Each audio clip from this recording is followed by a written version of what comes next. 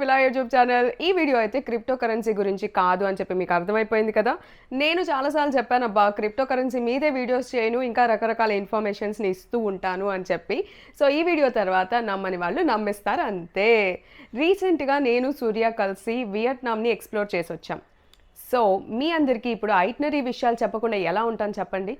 So India నుంచి వియట్నాంకి couple కానీ లేకపోతే సోలో ట్రావెల్స్ కానీ ఎంత ఖర్చు అవుతుంది, 7 days ఐటినరీని ఎలా ప్లాన్ చేసుకోవాలి, 7 to 10 days ఐటినరీని ఎలా ప్లాన్ చేసుకోవాలి, మాకైన ఖర్చులు ఏంటి, మేము వాడిన అప్లికేషన్స్ ఏంటి, ఓవరాల్గా ఒక కపుల్ వెళ్తే వియట్నాంకి ఎంత బడ్జెట్ అవుతుంది, ఇలాంటి విషయాలన్నీ కూడా మీరు ఈ ఐటినరీ వీడియోలో తెలుసుకోబోతున్నారు. ఫ్లైట్స్ గురించి మాట్లాడుకుందాం. ఇండియా నుంచి వియట్నాం డైరెక్ట్గా 6 to 7 hours డైరెక్ట్ ఫ్లైట్స్ ఉన్నాయి కాబట్టి మీరు బిందాస్గా బుక్ చేసుకోవచ్చు. అండ్ వీసా విషయానికి వచ్చినా కూడా అంత గడబడే ఉండదు. ఈ వీసాని కూడా వాళ్ళు ప్రొవైడ్ చేస్తున్నారు కాబట్టి ఇంట్లో సింపుల్గా కంప్యూటర్ నుంచి ఒక అప్లికేషన్ ఫిల్ చేసినంత సింపుల్గా ఈ వీసాని కూడా మీరు తెచ్చుకోవచ్చు అనమాట.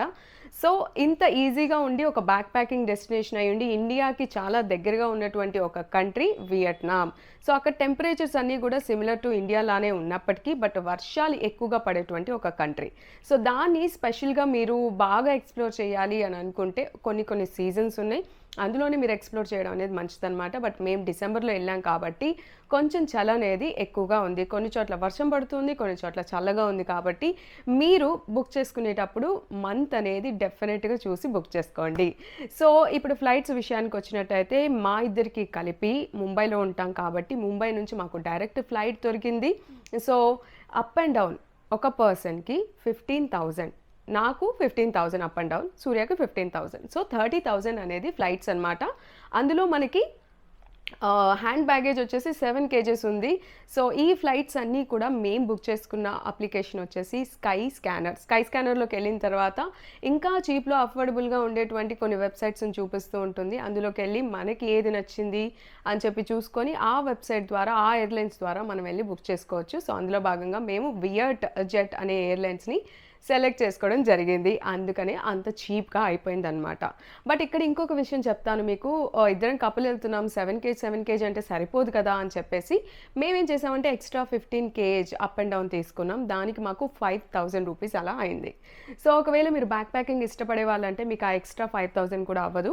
సో ఇక్కడ ఫ్లైట్స్ కంప్లీట్ ప్రైస్ వచ్చేసి 35,000 మా ఇద్దరికి కలిపి. అర్థమైంది కదా. అండ్ నెక్స్ట్ గోయింగ్ టు ఈ వీసా గురించి మాట్లాడుకుందాం. ఈ వీసాని కూడా మీరు హ్యాపీగా సింపుల్గా కంప్యూటర్లో ఒక అప్లికేషన్ని ఫిల్ చేసినట్టుగా చేసేసి మీరు ఈ వీసాని అప్లై చేసుకోవచ్చు. ఈ వీసా అప్లై చేసిన తర్వాత 2 to 3 days మధ్యలో మీకు ఈమెయిల్ కన్ఫర్మేషన్ వస్తుంది. ఆ ఈమెయిల్ నుంచి వచ్చిన కన్ఫర్మేషన్ మీరు ప్రింట్అవుట్ తీసుకొని ఇమిగ్రేషన్ టైంలో అది చూపిస్తే సరిపోతుంది. సో ఈ వీసా కూడా సింపుల్, బట్ దానికైనా ఖర్చు వచ్చేసి పర్ పర్సన్ 2,500. సో ఇద్దరికి కలిపి 5,000 అయిందనమాట. సో ఈ వీసా ఫ్లైట్స్ మనం చెక్ చేసాం కాబట్టి నెక్స్ట్ మనం మాట్లాడుకోవాల్సిన విషయం వచ్చేసి కరెన్సీ ఎక్స్చేంజ్ అనేది నిజంగా చాలా పెద్ద టాపిక్ అయింది. మేము ఆల్రెడీ సింగపూర్ వెళ్ళాము, బ్యాంకాక్ వెళ్ళాము, అప్పుడు మాకు అసలు ఎలాంటి డిస్టర్బెన్స్ అవ్వలేదు. కానీ ఈ వియట్నమీస్ కరెన్సీ అయినటువంటి డాంగ్ గురించి మాత్రం కొంచెం రీసెర్చ్ చేయాల్సి వచ్చింది. ఎందుకంటే రకరకాల వీడియోస్లో రకరకాలుగా చెప్తున్నారు, అదొక మిస్లేనియస్ కరెన్సీ కింద గుర్తించబడింది కాబట్టి మన ఇండియాలో అంత అవైలబిలిటీ లేదు. ఉన్నా కూడా ఒక 50,000ని మీరు వియట్నమీస్ కరెన్సీలో మార్చాలి అంటే మీకు 12 నుంచి 15,000 జస్ట్ ప్రాసెసింగ్ ఫీజ్ పడుతుంది. సో ఇవి తెలిసిన తర్వాత అస్సలు నా మనసు ఊరుకోలేదన్నమాట. ఖచ్చితంగా ఏదో ఒక వే ఉంటుంది, అది తెలుసుకున్న తర్వాతే మనం కరెన్సీ ఎక్స్చేంజ్ చేద్దామని చెప్పి ఫిక్స్ అయిపోయాము. అందులో భాగంగా యూట్యూబ్ వీడియోస్ అన్నీ చూసిన తర్వాత వాళ్ళు చెప్పేది ఏంటంటే ఇండియన్ కరెన్సీ నుంచి అమెరికన్ కరెన్సీ యుఎస్ డాలర్స్ తీసుకోమన్నారు. యుఎస్ డాలర్స్ తీసుకొని అక్కడ ఏదైనా బంగారు షాప్లోకి వెళ్ళి మార్చుకుంటే మనకి తక్కువ రేట్లలో అయిపోతుంది. మేబీ 1,000-2,000 రూపీస్ అలా పడుతుంది మీకు ఎక్స్చేంజ్కి. సో అని చెప్పి చెప్పారనమాట. అసలు ఎయిర్పోర్ట్లో దిగిన తర్వాత మనకు కొన్ని ఖర్చులు ఉంటాయి కదా, లైక్ క్యాబ్ బుకింగ్ కానీ సిమ్ కార్డ్ తీసుకోవడం కానీ, అవి మెయిన్.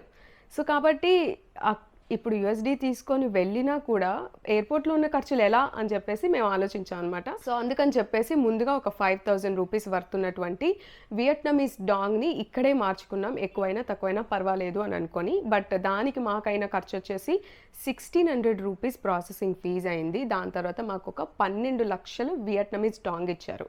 సో వియట్నమీస్ కరెన్సీ అన్నది లక్షల్లో ఉంటుంది. సో మేము ఈ ట్రిప్‌కి ఒక 3,00,00,000, 2,00,00,000 ఖర్చు పెట్టామని చెప్పి చెప్పొచ్చు. బట్ స్పెండింగ్ మాత్రం ఈక్వల్ ఇండియన్ లెవెల్‌లోనే ఉంటుంది. ఎందుకంటే మనం ఇంటర్నేషనల్ టూరిస్ట్‌లం కాబట్టి మనకి ఏవి తక్కువలో ఇవ్వరనమాట. అన్నిటికి ఒక రూ. 100, రూ. 200 ఎక్స్‌ట్రానే ఉంటాయి.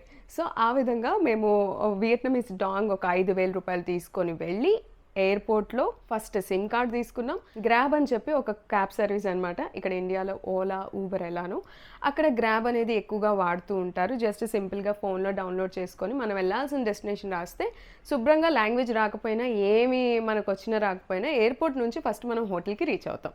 సో ఆ విధంగా మేము గ్రాబ్ అప్లికేషన్‌ని వాడి ఎయిర్‌పోర్ట్ నుంచి హోటల్‌కి రీచ్ అయిన వెంటనే అక్కడ వాళ్ళు మమ్మల్ని ఇమ్మీడియేట్‌గా హోటల్ పేమెంట్ ఫస్టే చేసేయాలి అని చెప్పారనమాట.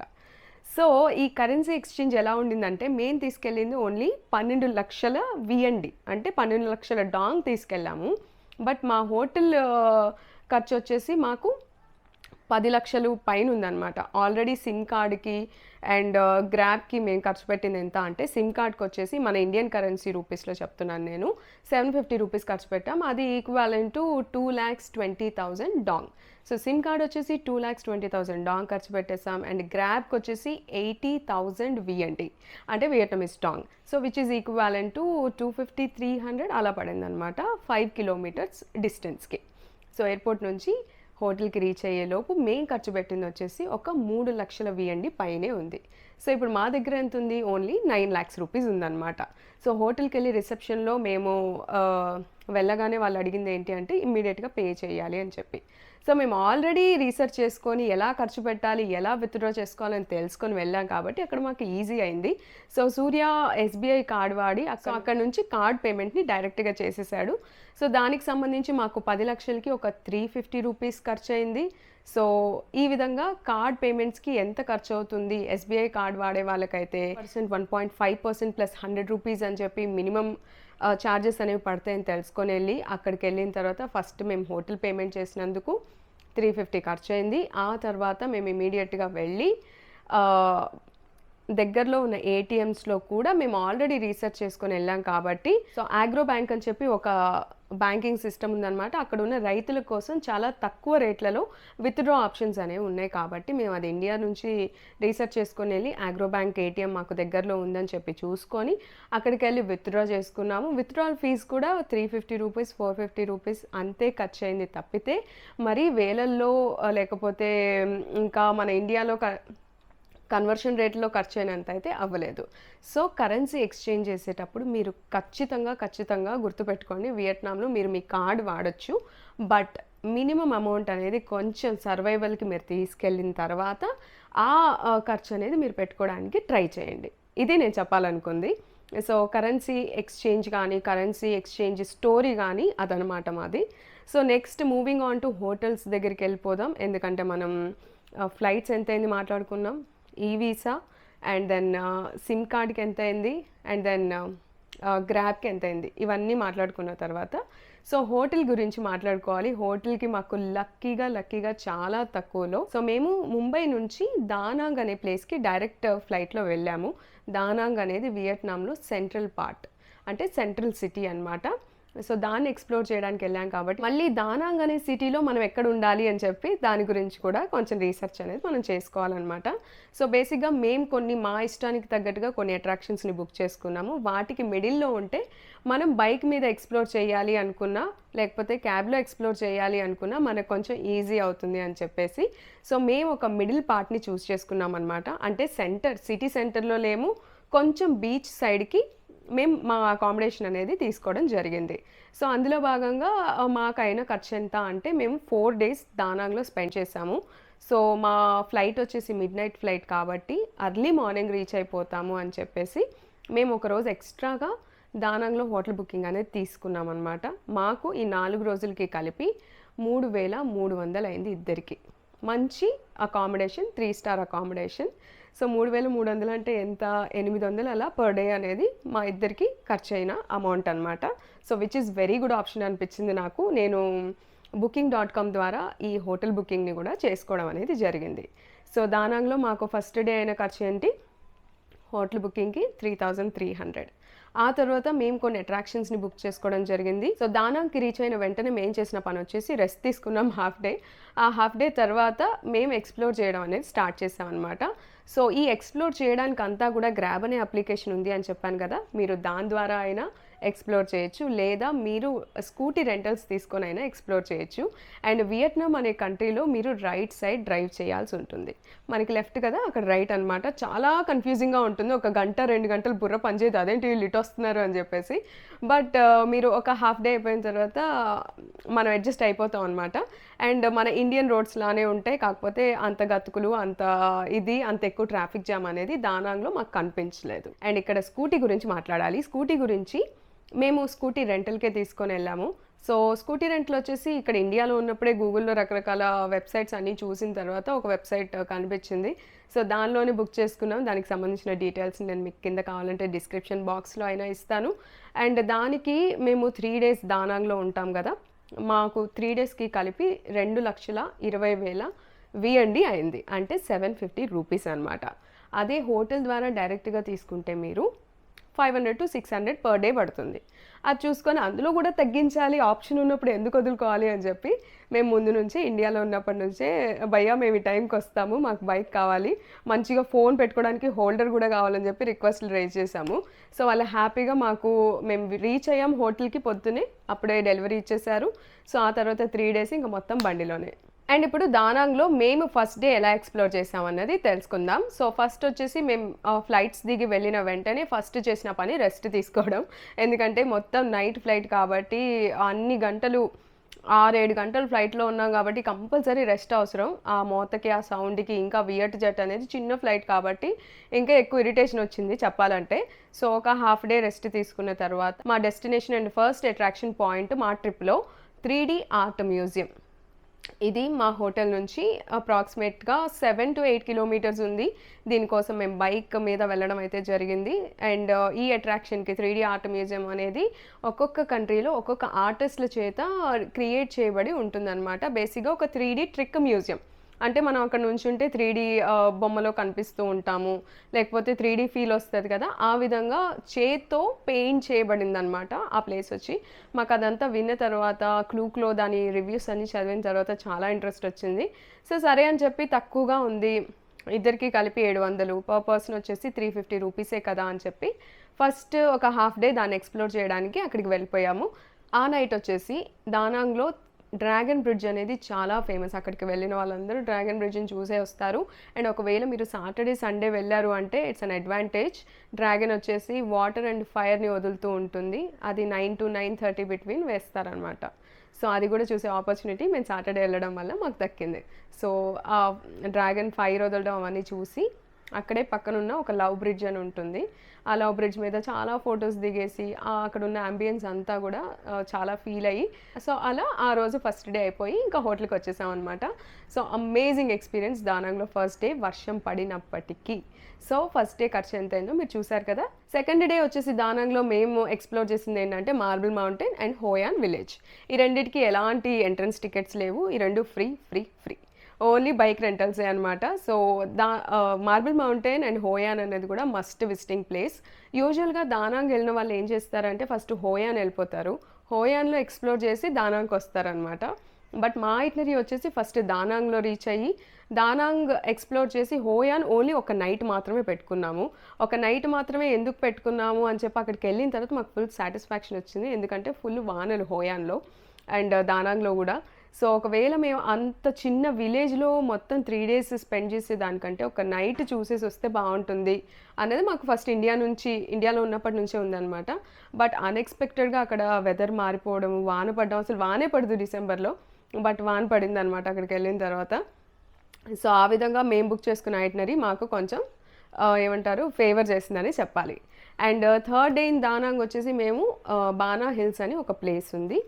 దానాంగ్ నుంచి ఎగ్జాక్ట్గా మీకు ఒక 20 కిలోమీటర్స్ ఆర్ 22 కిలోమీటర్స్ వస్తుంది. మనం ఇక్కడ డ్రైవ్ చేసే వాళ్ళకి చాలా సింపుల్ కదా, 20 కిలోమీటర్స్ 30 కిలోమీటర్స్ అనేది. అండ్ ఆ డ్రైవ్ కూడా చాలా బాగుంది, రోడ్లు కూడా బాగున్నాయి, ట్రాఫిక్ జామ్ లేదు. సో హ్యాపీగా బ్యాచిలర్స్ కానీ లేకపోతే బ్యాక్ ప్యాకర్స్ కానీ మనం స్కూటీలో ఎక్స్ప్లోర్ చేయొచ్చు ఆ ప్లేస్ని అనేది. సో బానా హిల్స్ అనేది ఎంట్రీ టికెట్ ఉంది. ఎంట్రీ టికెట్ వచ్చేసి మా ఇద్దరికి ఇంక్లూడింగ్ లంచ్ వోచర్తో కలిపి క్లూక్లో బుక్ చేసుకున్నాం మేము. క్లూక్ అనే వెబ్సైటే వాడాం అట్రాక్షన్స్ అన్నిటికీ కూడా. 5200 రూపీస్ ఇద్దరికి అయిందనమాట. సో పర్ పర్సన్ మాట్లాడుకుంటే 2600 అలా పర్ పర్సన్ పడినట్టు మీకు. సో ఈ విధంగా దానాంగ్ కంప్లీట్ చేసేసాం. దానాంగ్లో ఎంత ఖర్చు అయింది అన్నది కూడా మాట్లాడుకున్నాం. దానాంగ్లో మేమున్నది 3 days. దానాంగ్లో ప్రతిరోజు ఎక్స్ప్లోర్ చేయడం అయితే జరిగింది దానాంగ్లో. సో టైట్ ఐటనరీ అని చెప్పాలి. ఎలాంటి రెస్టింగ్ లేకపోతే చిల్ అవుదాం అని చెప్పి అనుకోలేదన్నమాట. వెళ్ళినప్పుడు ఆ ఎనర్జీ ఉంటుంది కదా, ఎనర్జీ మొత్తాన్ని యూజ్ చేయాలి అనుకున్నాం. అండ్ అక్కడ వర్షాలు సో అవన్నీ చూసిన తర్వాత కూడా ఓకే అనిపించింది అనమాట మేము బుక్ చేసుకున్న ఐటనరీ. ఒకవేళ మీరు దానాన్ని ఇంకా డిఫరెంట్గా కూడా ఎక్స్ప్లోర్ చేయొచ్చు, ఇంకా డిఫరెంట్ టూరిజం స్పాట్స్ కానీ లేకపోతే ఎక్స్ప్లోర్ చేసేవి కూడా మార్చుకోవచ్చు మీ టేస్ట్ ప్రకారంగా. సో నెక్స్ట్ మన స్టాప్ వచ్చేసి ఇప్పుడు హానోయి అన్నది వియట్నాంకి క్యాపిటల్ సిటీ. దానాంగ్ నుంచి హానోయి అన్నది అప్రాక్సిమేట్గా ఒక ట్రైన్లో వెళ్తే 15 hours 16 hours పడుతుంది. ఫ్లైట్లో వెళ్తే 1 hour 1.5 hourలో వెళ్ళిపోవచ్చు. సో మేము ఫ్లైట్ ఆప్షన్ని ఆప్ట్ చేసుకున్నాం, ఎందుకంటే ట్రైన్కి ఫ్లైట్కి అంత పెద్ద తేడా లేదు కాబట్టి. సో ఆ వియట్నాం కంట్రీ లోపల కూడా మనం ఫ్లై అవ్వడానికి మల్టిపుల్ ఆప్షన్స్ ఉన్నాయన్నమాట. మీరు రకరకాల సిటీలకి హ్యాపీగా ఫ్లైట్స్ చూస్ చేసుకోండి. సో దానికి మాకైన ఖర్చు వచ్చేసి ఇద్దరికి కలిపి సమ్ 5200-300 అయింది. సో ఒక్కొక్క పర్సన్కి వచ్చేసి 2600 అలా అయిందనమాట. ఇదంతా మేము 3 months 4 months ముందు ప్లాన్ చేసుకున్నాం కాబట్టి ఇంత తక్కువ రేట్లలో అయినాయి. సో అది కూడా మాకు సేమ్ వియట్ జెట్ ఏదైతే ఎయిర్లైన్స్ మేము ఇండియా నుంచి వెళ్ళామో అదే ఎయిర్లైన్స్ని స్కై స్కానర్లో చూసుకొని బుక్ చేసుకున్నాము. స్కై స్కానర్లో చూసుకొని రకరకాల వెబ్సైట్స్కి వెళ్ళినప్పుడు ఒకసారి వియట్ జెట్లో కూడా చూద్దామని చెప్పి ఆ వెబ్సైట్కి వెళ్ళి చూసినట్టయితే మాకు కొంచెం కంఫర్టబుల్ ప్రైజింగ్ అనిపించింది అనమాట కంపేర్ టు స్కై స్కానర్ ఇచ్చిన ఆప్షన్స్ ప్రకారంగా. సో అందుకని వియట్ జెట్ వెబ్సైట్లోనే డైరెక్ట్గా వెళ్ళి బుక్ చేసుకున్నాం. సో ఇప్పుడు హానోయికి మేము రీచ్ అవ్వడానికి మాకైన ఖర్చు 5200 రూపీస్ ఇద్దరికి కలిపి. దాన్ని మీరు ఒక పర్సన్కి సింగిల్గా డివైడ్ చేసుకోండి. 2600 or 2700 అలా పడుతుంది. ఫస్ట్ ఎయిర్పోర్ట్ నుంచి బయటికి రాగానే విపరీతమైన చలిగాలులు వచ్చాయన్నమాట. ఆల్మోస్ట్ ఒక 14-15 degrees అనిపించింది బయటికి రాగానే. సో అర్థమైపోయింది అక్కడ వాన ఇక్కడ చలి, ఇంకా దంచి కొట్టుడే అనుకున్నాము. బట్ ఎనీహౌ మేము ఆల్రెడీ హానోయిని ఎలా ఎక్స్ప్లోర్ చేయాలి అనుకొని కూడా మేము కొన్ని పాయింట్స్ పెట్టుకున్నాం అనమాట. హానోయిలో మా ఎక్స్ప్లోర్ వచ్చేసి ఫస్ట్ డే ఎలాంటి ప్లేసెస్ మేము చూడడానికి వెళ్ళలేదు, ఎందుకంటే ఫ్లైట్ దిగి మేము రూమ్కి వెళ్ళేసరికి ఈవినింగ్ అయిపోయింది. ఈవినింగ్ వెళ్ళేసరికి మీకు చెప్పాను కదా ఆ చలిగాలులనే వచ్చేసరికి మేము కొంచెం అటెన్షన్ పే చేసాం అనమాట, ఏంటి ఇక్కడ చల్లగా ఉంది అని చెప్పి. సో అలా జస్ట్ లోకలీ రోడ్ల మీద ఎక్స్ప్లోర్ చేసుకుంటూ డిన్నర్ చేసేసి రూమ్కి వచ్చేసాము. ఆ తర్వాత నెక్స్ట్ డే వచ్చేసి observation deck. So observation deck వచ్చేసి హానోయిలో 65th floor నుంచి స్కై వాక్ అంటారు కదా, ఆ స్కై వాక్ చేసాము. అక్కడ ఉన్న అంబియన్స్ అంతా చూసాము, అంతా చాలా అట్రాక్టివ్గా అనిపించింది. అండ్ జనం కూడా తక్కువ ఉండడం అనేది మా ప్లస్ అనమాట. చాలామంది జనం అప్పటికే వచ్చి వెళ్ళిపోయారు. మేము కరెక్ట్గా 5 o'clockకి evening 5 o'clock sunset to night traffic చూసేలాగా ప్లాన్ చేసుకోవడం జరిగింది. అండ్ దీనికి ఈ స్కై వాక్కి మేము ఖర్చు పెట్టింది ఎంత అంటే, సో ఈచ్ వచ్చేసి 600 రూపీస్ పర్ పర్సన్ అనేది మనకి స్కై వాక్ అయిపోయింది అనమాట. స్కై వాక్ చేసిన నెక్స్ట్ డే వచ్చేసి మేము హాలాంగ్ బే ట్రిప్ని ఇక్కడ ఇండియాలో ఉండగా క్లూక్ వెబ్సైట్ ద్వారా ఇద్దరికి కలిపి ఇంక్లూడింగ్ లంచ్ వోచర్తో కలిపి బుక్ చేసుకున్నాము. సో కాబట్టి ఇంకా ఇక్కడ నెక్స్ట్ డేకి మేము ఎలాంటి స్కూటీని రెంట్ తీసుకోలేదు, లేకపోతే ఎలాంటి ప్లాన్స్ చేయలేదు. Go with the flow, guided తీసుకెళ్తే అటు ఏం చూపిస్తే అది. సో హాలాంగ్ బే అనేది చాలా పాపులర్ డెస్టినేషన్. హానోయి వెళ్ళిన వాళ్ళు మిస్ అవ్వకుండా చూడాల్సిన స్పాట్. అండ్ హానోయి నుంచి హాలాంగ్ బే అనేది హానోయి నుంచి 200 kilometers అలా ఉందన్నమాట డిస్టెన్స్. సో దానికి 3.5 hours 4 hours మేము వాళ్ళు ప్రొవైడ్ చేసినటువంటి ఒక బస్లోనే వెళ్ళి అక్కడ నుంచి మళ్ళీ బోట్లోకి మారి ఆ విధంగా ఆ డే అంతా మేము ప్లాన్ చేసుకున్నట్టుగా. దానికి మేము స్పెండ్ చేసింది ఎంత అంటే 6500 రూపీస్ అయిందనమాట. సో నార్మల్గా చూసుకుంటే టికెట్లలో చీపెస్ట్ అని చెప్పుకోవచ్చు. సో ఒక్కొక్క పర్సన్కి 3250 అయింది, ఇంక్లూడింగ్ వీళ్ళు మమ్మల్ని కార్లో 200 kilometers తీసుకెళ్ళడం. అక్కడ మాకు ఏదో వెజిటేరియన్ ఆప్షన్స్ ఉంటాయి వాళ్ళ దగ్గర, అదే మనం తృప్తిగా దొరికింది అన్నట్టు తినాలన్నమాట. సో ఆ లంచ్ అవన్నీ కలిపి మాకు పర్ హెడ్ వచ్చేసి 3250 రూపీస్ అయింది. సో నార్మల్గా మీరు ఎక్కడ చూసుకున్నా కూడా ఇంతకంటే ఎక్కువ రేట్లే కనిపిస్తూ ఉంటాయి. బట్ లక్కీగా అప్పుడు మాకు క్లూక్లో ఒక ఆఫర్ నడుస్తుందన్నమాట. 20,000 కంటే ఎక్కువగా టికెట్స్ బుక్ చేసుకున్నట్టయితే 5,000, 6,000 అలా మీకు క్యాష్ బ్యాక్ వస్తది అని చెప్పి.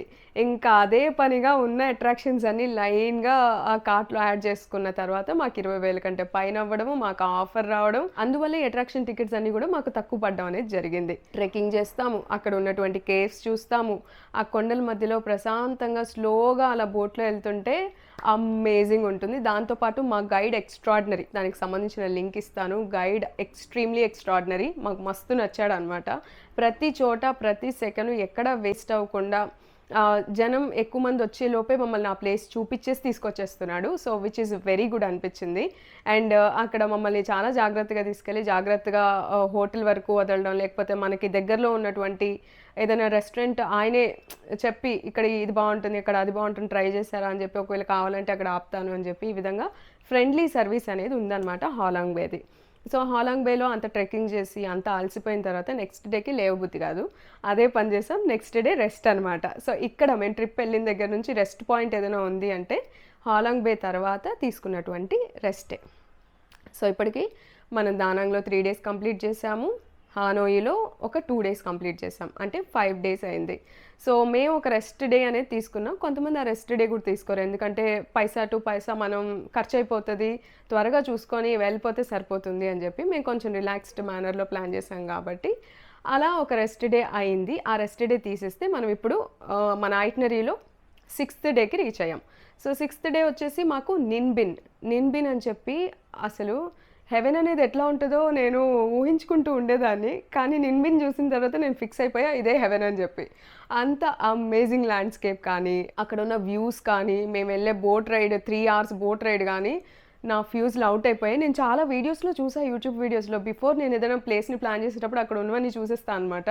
సో చూసేసి ఒక ఇంప్రెషన్ పెట్టుకొని అక్కడికి వెళ్ళిన తర్వాత ఆ వైబ్ చెక్ చేయడం అనేది అలవాటు. బట్ ఇది మాత్రం నిన్బిన్ అన్నది అసలు నిజంగా హెవెన్ ఆన్ ఎర్త్. ఫిక్స్ అయిపోండి మీరు కూడా ఒకవేళ వెళ్ళే వాళ్ళైతే. సో నిన్బిన్ అయితే డెఫినెట్గా ప్లాన్ చేసుకోండి. హానోయి నుంచి నిన్బిన్ వచ్చేసి 100 kilometers, which is 2.5 hours travel అనమాట. ఇది కూడా క్లూక్ నుంచి ఒక సర్వీస్ని బుక్ చేసుకున్నాము. మా ఇద్దరికి కలిపి 4,400 rupees including lunch voucher. Lunch కూడా వాళ్ళే ప్రొవైడ్ చేస్తారు. నేను చెప్పాను కదా, వెజిటేరియన్ అయినప్పటికీ కూడా వాళ్ళు ఇచ్చే వెజ్ ఆప్షన్స్ అనేవి పెద్ద కర్రీలు అవి ఇవేమి ఉండవు. వాళ్ళు ఏదో ఇది వెజ్ అని రాస్తే మనం అది వేసుకొని తినాలంతే.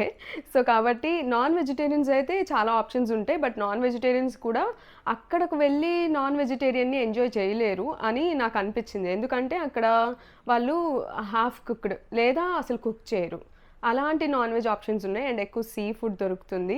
సీ ఫుడ్ కూడా కొన్ని ఫ్రైడ్ దొరుకుతాయి, కొన్ని నార్మల్ సెమై ఫ్రైడ్ దొరుకుతాయి. కాబట్టి నాకు తెలిసి మన మసాలాలు తినే వాళ్ళంతా, లేకపోతే non veg masala punch enjoy చేసే వాళ్ళు నాన్ వెజ్ ఆప్షన్ని తీసుకోరు, ఎందుకంటే ఒకవేళ ఆ తర్వాత పొట్టనొప్పి వచ్చినా ఏమొచ్చినా సో అది మళ్ళీ డిఫరెంట్ స్టోరీ అవుతుంది అని చెప్పి వెజిటేరియనే ఎక్కువ తీసుకుంటారనమాట, నాన్ వెజిటేరియన్స్ కూడా అని చెప్పి నాకు అక్కడికి వెళ్ళిన తర్వాత అర్థమైంది. ఆ ఫుడ్ మెనూ కానీ లేకపోతే అలా డిషెస్ ప్రెజెంటేషన్ కానీ అన్నీ చూసిన తర్వాత. సో నిన్బిన్కి వచ్చేసి మా ఇద్దరికి కలిపి 4,400 అని చెప్పాను కదా. సో ఈచ్ వచ్చేసి మీకు ఎంత అయిందో అర్థమైందా, 2,200 రూపీస్. సో పొద్దున్నే గైడ్ వచ్చి మనల్ని హోటల్ దగ్గర పిక్ చేసుకుంటారు. పిక్ చేసుకున్న తర్వాత మనకి ప్లేసెస్ అన్నీ ఎక్స్ప్లోర్ చేసిన తర్వాత నైట్ ఎప్పటికో 9 అట్లా మేము హోటల్కి రీచ్ అయ్యాము. సో ఈ విధంగా నిన్బిన్ కానీ హాలాంగ్ కానీ మనం సొంతంగా వెళ్ళడం కంటే కూడా అలా ట్రిప్ ద్వారా వెళ్ళినట్టయితే 200 kilometers 100 kilometers ఇలా ట్రావెల్ చేయడం బండి మీద అన్నది చాలా ఛాలెంజింగ్గా అనిపిస్తుంది. అక్కడ వెదర్ సహకరిస్తే ఓకే, బట్ మేము వెళ్ళింది కొంచెం కూల్ వెదర్ అని చెప్పాను కదా, ఆ కూల్ వెదర్లో అయితే ఇంకా గడ్డగట్టుకుపోతారు, దానికే సగం ఎనర్జీ పోతుంది అని చెప్పి నాకు అనిపించింది అనమాట. బట్ ఎనీహౌ నిన్బిన్ అన్నది మొత్తం వియట్నాం ట్రిప్లో అసలు నాకు ఇంకా కళ్ళు మూసుకుంటే అవే స్పాట్స్ గుర్తొస్తున్నాయి అనమాట. అంత నచ్చింది అసలు నేను చెప్పలేను. ఇంకా మేము సగమే ఎక్స్ప్లోర్ చేసామన్నమాట ఆ వెదర్ వల్ల. ఇంకా చాలా ఉంది, 2 days ఎక్స్ప్లోర్ చేయొచ్చు, 3 days ఎక్స్ప్లోర్ చేయొచ్చు అని చెప్పి అక్కడికి వెళ్ళిన తర్వాత గైడ్ మాకు చెప్పారు. బట్ మాకు ఒక్కరోజు సరిపోయింది, హ్యాపీ అనిపించింది. సో ఆ విధంగా ఒకవేళ మీరు నిన్బిన్ని ఎక్స్ట్రా డే పెట్టుకున్నా కూడా పెట్టుకోవచ్చు. సో మనం ఐటినరీలో 6th డేకి కంప్లీట్ చేసుకున్నాం. 6th డేకి ఎంత అయింది అని చెప్పి నేను మీకు చెప్పాను. అండ్ ఇప్పుడు వచ్చేసి 7th day. So 7th day వచ్చేసి మీరు హానోయి అన్నది ఒక సిటీ కాబట్టి, క్యాపిటల్ సిటీ కాబట్టి, మేమున్న ప్లేస్ వచ్చేసి ఓల్డ్ క్వార్టర్ అనమాట. ఓల్డ్ క్వార్టర్ అనేది చాలామంది అక్కడే ఉండండి, టూరిస్టులందరూ అక్కడే ఎక్స్‌ప్లోర్ చేస్తారు. అక్కడే రకరకాల ఫుడ్‌లు దొరుకుతాయి. హ్యాపెనింగ్‌గా అనిపిస్తది. చిన్న చిన్న గల్లీలు, బుల్లి బుజ్జి బుజ్జి సందుల్లో చాలా అట్రాక్టివ్‌గా అనిపిస్తూ ఉంటుందని చెప్పి తెలుసుకొని అక్కడే బుక్ చేసుకున్నాము. అది కూడా ఒక మంచి పనే అయింది. ఆ తర్వాత మిగతా గల్లీలన్నీ అసలు టూరిజంకి సంబంధం లేనట్టున్నాయన్నమాట. సో, ఆ విధంగా ఓల్డ్ క్వార్టర్‌లో బుక్ చేసుకున్నాం. మీకు హోటల్ గురించి చెప్పలేదు కదా! ఇప్పుడు చెప్తాను. సో, సెవెంత్ డే అన్నాను కాబట్టి సెవెంత్ డే ఎలా స్పెండ్ చేయాలి, చేశాము అన్నది చెప్పిన తర్వాత హోటల్స్ గురించి మాట్లాడుకుందాం. సో, సెవెంత్ డే వచ్చేసి మేము లీజర్ పెట్టుకున్నాం అనమాట. అంటే కాలినడకన దగ్గరలో ఉన్నవి ఎక్స్‌ప్లోర్ చేద్దాం అని చెప్పేసి. బట్ మా ఐటినరీ వచ్చేసి ఒక బైక్‌ని రెంట్‌కి తీసుకొని మొత్తం సిటీలో కొన్ని లేక్స్, కొన్ని గార్డెన్స్ ఉన్నాయి. కొన్ని హిస్టారికల్ ప్లేసెస్ కూడా ఉన్నాయి. అవి ఎక్స్‌ప్లోర్ చేయాలి అన్నది మా లీజర్ డేలో ఉన్నటువంటి ఐటినరీకి సంబంధించిన డీటెయిల్స్ అనమాట. బట్ అక్కడున్న వెదరు, అక్కడున్న టెంపరేచర్‌కి మాకు బండి మీద వెళ్ళాలి, లేకపోతే ఇవన్నీ టకటక చూసేయాలి అన్న ఆశ చచ్చిపోయింది. సో, అందుకని చెప్పి నడుస్తూ ఉంటే చాలా హాయిగా అనిపిస్తుందనమాట. ఆ గల్లీల్లో, ఆ చిన్న చిన్న గల్లీల్లో చాలా హ్యాపెనింగ్‌గా అనిపిస్తూ ఉంటుంది. మా హోటల్ దగ్గర నుంచి ఒక లేక్ దగ్గరలో ఉంది. అది చాలా ఫేమస్ లేక్. అది ఓల్డ్ క్వార్టర్‌లో వాకబుల్ డిస్టెన్స్‌లో, ఓల్డ్ క్వార్టర్‌లో ఎవరు బుక్ చేసుకున్నా అది వాకబుల్ డిస్టెన్స్‌లో ఉంటుందనమాట. సో, హోయాన్ కిమ్ లేక్ అని చెప్పి ఆ లేక్‌ని ఎక్స్‌ప్లోర్ చేశాము. ఆ తర్వాత అక్కడ ఒక ఫేమస్ చర్చ్ ఉంది. ఆ చర్చ్‌ని కూడా సెయింట్ జోసెఫ్ క్యాథడ్రల్ అనుకుంటా అది పేరు.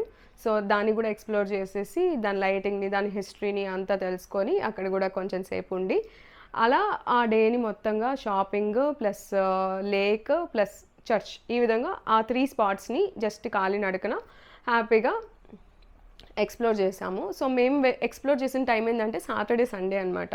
అక్కడ ఒక నైట్ మార్కెట్ అని చెప్పి పెడతారు. అంటే లైక్ ట్రాఫిక్ అంతా ఆపేసి, సో, ఆ నైట్ మార్కెట్‌ని కూడా మేము ఎక్స్‌ప్లోర్ చేయడం అనేది జరిగింది. సో, ఆ విధంగా 7 డేస్ ఐటినరీ అయితే మీకు కంప్లీట్ అయింది. ఓకే. అండ్ మీరు ఒకవేళ 10 డేస్ ఐటినరీని ప్లాన్ చేసుకోవాలి అనుకుంటే సాపా అని ఒక ప్లేస్ ఉంది హానోయికి దగ్గరలో. అంటే ఇప్పుడు హాలాంగ్ వే ఎట్లా ఒక 200, 100 కిలోమీటర్‌లో మనం ట్రావెల్ చేస్తే ఆ ప్లేస్‌కెళ్ళొచ్చు అనమాట. అదేవిధంగా సాపా అన్న ప్లేస్ అనేది చాలా బావుంటుంది అని చెప్పి చాలామంది చెప్పడం జరిగింది.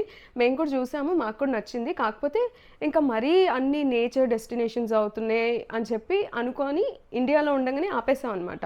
బట్ అక్కడికెళ్ళిన తర్వాత ఒక డెస్టినేషన్‌కి ఇంకో డెస్టినేషన్‌కి వాళ్ళు చూపిచ్చే విధానానికి మైండ్ ఇట్లా ఫ్యూజ్‌లు అవుట్ అయిపోయినాయనమాట. అబ్బా! ఆహా! ఓహో! అన్న రేంజ్‌లో ఉన్నాయి అక్కడ ప్లేసెస్ చెప్పాలంటే.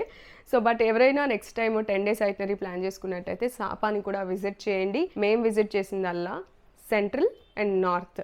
సెంట్రల్ వచ్చేసి దానాంగ్, నార్త్ వచ్చేసి మన హానోయి. ఈ 2 ప్లేసెస్‌ని, దానికి చుట్టుపక్కల ఉన్న ప్లేసెస్‌ని మేము ఎక్స్‌ప్లోర్ చేయడం జరిగింది.